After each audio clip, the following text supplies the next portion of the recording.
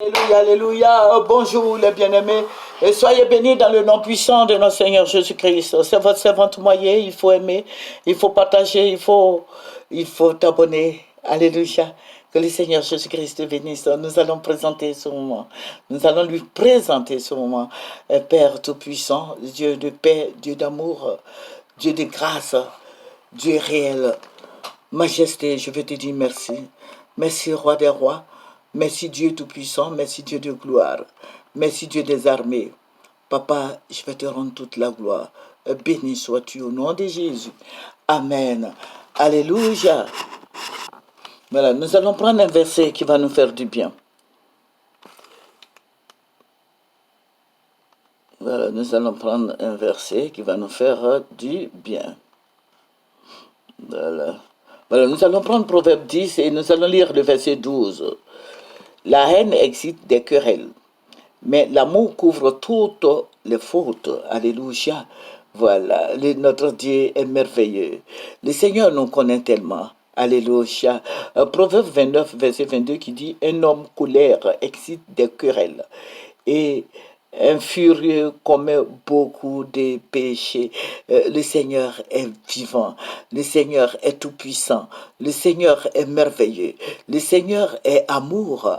Il est le Dieu de compassion. Il est nous sommes dans le véritable. Alléluia. Notre Dieu est le lion de la tribu de Juda. Alléluia. Le Seigneur est tout-puissant. Hier, je vous avais donné la première partie des vidéos que je fais. Je vous ai parlé de ce qui arrive. Voilà, j'ai fait la première partie et ça, c'est la deuxième partie. Voilà, je vous ai dit que le Seigneur m'a ravi en esprit et je voyais que les gens du RHDP, parce que c'est d'eux qu'il s'agit, faisaient sortir leurs enfants, on leur donnait, on leur octroyait des bourses d'études et leurs enfants sortaient du pays. Pourquoi? Parce que la guerre va venir. Alléluia. Voilà, donc c'est ce que le Seigneur m'a montré et il m'a montré beaucoup d'autres choses encore. Et je vous ai dit que avant de vous donner toutes ces révélations, je prie et je dis au Seigneur de me conduire. Et je résume pour vous donner. Et en tant que chrétien, vous devez à votre niveau prier beaucoup pour que le Seigneur vous aide à comprendre. Et quand vous comprenez, vous fléchissez les genoux et vous priez. Alléluia. Voilà. Le Seigneur peut te révéler quelque chose aujourd'hui et tu vas voir que dans les temps à venir, dans les jours, dans les mois, dans les années à venir, c'est ce qui va se passer. Voilà. Donc, c'est ce que le Seigneur m'a montré et je vous dis exactement ce que Dieu m'a montré. Et le Seigneur va me montrer ces personnes qui sortaient de la Côte d'Ivoire, les jeunes qui partaient, les gens du RHDP qui sortaient, leurs familles qui sortaient de la Côte d'Ivoire. Maintenant, la deuxième partie que nous sommes en train de faire, je vous raconte ce qui va se passer. Je vois que les étrangers même sont plus nombreux que les Ivoiriens. Les étrangers sont plus nombreux que les Ivoiriens. Les natifs même de la Côte d'Ivoire, voilà, nous qui sommes les... Et parce qu'il y a beaucoup de métissage en Côte d'Ivoire et il y a beaucoup d'étrangers. Ceux-là vont se mettre ensemble pour combattre, voilà, pour combattre les autres partis. Alléluia. Voilà, parce que nous ne faisons pas la politique. Donc, je suis en train de vous dire, nous venons comme des arbitres, voilà, aider les Ivoiriens à comprendre certaines choses. Donc, cette guerre qui va se passer, les étrangers vont être avec le RHDP et ça sera une grande guerre.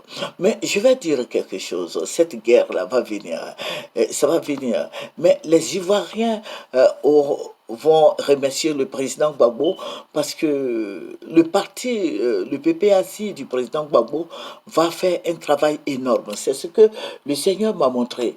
Je n'ai pas dit le PDCI, j'ai dit le PPAC. Le PPAC du président Laurent Gbagbo. Et le PPAC a des,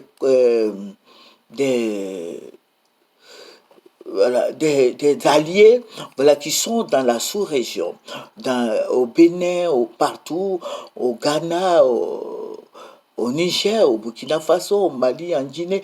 Vous voyez, le PPAC va prendre toutes ces personnes vont se soulever contre les Blancs qui vont aider le président Alassane à faire la guerre. Et ça ne sera pas une petite histoire. Maintenant, la petite histoire que je vais vous dire, c'est que il y a voilà, quelqu'un, Tenit Banani, d'autres l'appellent Barico, c'est lui qui va diriger tout ça. Hmm. Voilà, le petit là, le petit gros là, voilà, c'est lui qui va diriger ça. Les gens vont, le choix de ces personnes-là vont se porter sur ce rhodium. Voilà, c'est parce que c'est de lui qu'il s'agit. Voilà, et c'est lui qui va diriger tous les Ivoiriens, voilà, qui vont se mettre, voilà, tous ceux qui vont venir du PPAC, son parti politique va faire alliance avec le PPAC et c'est lui qui va diriger. C'est lui qui va diriger et ça ne sera pas facile pour la Côte d'Ivoire. Voilà, parce que je vais faire la deuxième partie. Parce que là, mon numéro, là, j'ai peur que ça finisse. Voilà, je n'ai pas assez d'unité dedans. Voilà, et c'est lui qui va diriger. Voilà. Donc, ça ne va pas être facile pour les Ivoiriens parce que tout va se mélanger. Tout va se mélanger. Mais au finish, pour ceux qui nous suivent, vous allez venir, j'ai la troisième vidéo que je vais relancer, voilà, demain, et vous allez comprendre beaucoup, beaucoup, beaucoup de choses. Mais je vais vous dire que le président Gbagbo est un visionnaire. Euh, le président Gbagbo, si j'ose le dire, est un prophète. Voilà. Il est, je ne dis pas un prophète, voilà, il voit les choses venir et il a en avance sur ses amis, sur tous ceux de sa génération. Voilà. Je parle du président Gbagbo. Voilà, parce que c'est son parti qui va faire alliance avec le parti de Sorodium. Voilà. Et les autres qui vont venir, les gens, les autres de PPAC, ça c'est la Côte d'Ivoire, on appelle PPAC. Mais dans les autres pays, je ne sais pas comment ils appellent leur parti politique. Mais c'est je vais dire que ils sont voilà, on les appelle les panafricains. Voilà, voilà, tous ceux-là qui font leur politique comme le président Gbagbo le fait actuellement vont se mettre dans toute l'Afrique, vont se mettre derrière le président Gbagbo. Et c'est celui qui va diriger. Puis ce Blé Goudé est parti de là. Voilà, donc c'est le PAM Sorodium qui va diriger ça. Et ça ne sera pas facile. Voilà, je vous dis que ça ne sera pas facile. Parce que la Côte d'Ivoire sera un champ de bataille. Et le Seigneur me l'a montré. Un champ de bataille, pour ceux qui ne savent pas, ça veut dire que la Côte d'Ivoire sera en guerre avec tout le monde, avec tous les autres pays. Voilà, la Côte d'Ivoire sera en guerre. Mais Dieu est tout puissant. Dieu va faire que... Il y a quelque chose qui va sortir de cette guerre qui sera la paix. Voilà, parce que qui prépare la guerre cherche la paix. Voilà, mais il y a quelque chose qui va sortir de cette guerre-là. J'ai dit que c'est la paix. Et comme nous voulons la paix, tout ça va arriver pour que la Côte d'Ivoire soit en paix, pour que les Ivoiriens soient tranquilles. Voilà. Donc, je vais dire à tous les Ivoiriens, tous ceux qui m'écoutent, voilà, nous ne faisons pas la politique. Moi, personnellement, je ne fais pas la politique. Voilà. Nous soutenons tous ceux qui sont au pouvoir. Nous soutenons nos grands types pour qu'ils travaillent bien pour notre pays. Vous allez voir, la troisième vidéo arrive. Voilà, ça c'est la deuxième partie. Je vais faire la troisième partie. Mais ne négligeons pas les gens. N'insultons pas les étrangers. Si vous me suivez, vous allez suivre la troisième partie qui est ce que je vais vous dire. Vous allez comprendre ce pourquoi je dis de ne pas insulter les étrangers. Voilà, le Seigneur Jésus-Christ nous aime. Il aime aussi les étrangers. Mais les étrangers qui vont venir, qui sont là, qui vont vouloir prendre le pays, ce sont les étrangers métis. Donc, s'ils sont métis, ça veut dire qu'ils ne sont pas étrangers. Parce que soit le père ou la mère est natif de la Côte d'Ivoire. Donc, ils ne sont pas étrangers. Voilà, ce sont eux qui vont vouloir nous diriger. Et c'est normal, parce que si moi j'étais marié à un étranger, ça veut dire que mes enfants sont ivoiriens. Voilà, mais bon, il y a nos frères et sœurs qui sont mariés aux étrangers, c'est bien, mais ce sont leurs enfants qui vont nous fatiguer un peu.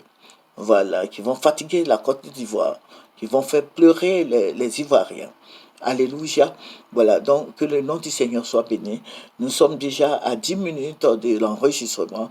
Je vais faire la troisième partie et vous saurez quoi faire et comment vous tenir. Parce que cette guerre qui arrive, c'est la guerre, vous voyez la guerre de l'Ukraine, c'est cette guerre-là qui va se transposer, voilà, qui va venir en Côte d'Ivoire. Pourquoi? Parce que le président Alassane veut à tout prix faire la guerre avec le Mali. Voilà, voilà. Donc c'est ce qui va arriver. Voilà. Mais les Maliens, bon, moi je ne sais pas s'ils sont armés, mais je ne dis pas aux Maliens de s'armer. Parce que si ce sont des militaires qui sont là, ça veut dire qu'ils ont des armes. Voilà. Donc que le Seigneur bénisse la Côte d'Ivoire, que le Seigneur nous aide à aller de l'avant et avec amour, avec paix, avec beaucoup de discernement. Que le nom du Seigneur Jésus-Christ soit béni. Amen. Nous allons terminer par la prière. Venez sur Moyen TV. C'est votre servante Moyen. Prions le Seigneur. Éternel Dieu des armées, je vais te dire merci. Merci pour cet enregistrement. Merci. Merci éternel de nous conduire tous les jours afin que ton nom soit glorifié. Béni sois-tu au nom de Jésus. Amen. Alléluia. Venez sur Moyen TV.